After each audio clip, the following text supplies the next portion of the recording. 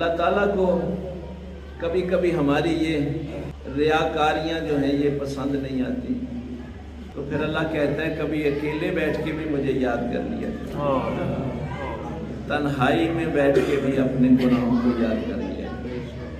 کبھی تمہاری آنکھوں میں آنسو آ جائیں، تو اس کے لیے بھی اہتمام کیا ہے اعتکاف کا۔ وَأَنْتُمْ عَاكِفُونَ فِي الْمَسَاجِدِ، مسجدوں میں اعتکاف کے لیے چند دن جو ہیں یہ رمضان المبارک کا آخری عشرہ، بغیر کسی شرعی ضرورت کے آپ نے مسجد سے باہر نہیں نکلنا۔ اور وہ میں ہر سال ہی آپ کو ایک جملہ کہتا ہوں کہ اللہ کو وہ بات بڑی پسند آتی ہے جب سارے لوگ یہاں اکٹھے ہوتے ہیں، باجماعت نماز ادا کرتے ہیں، اور نماز پڑھ کے جب سارے چلے جاتے ہیں نا،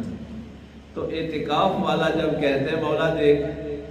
یہ سارے اپنے بچوں میں، بہن بھائیوں میں، ماں باپ میں واپس چلے گئے، میں تیری خاطر تیرے گھر میں بیٹھا، میں نے تیری خاطر سارے چھوڑ دیے۔ یہ نہیں کہ یہ موبائل پکڑ کے ویڈیو کالز ہوتی نہیں، اللہ کے ساتھ تنہائی میں 2 عمرے اور 2 حج کا ثواب۔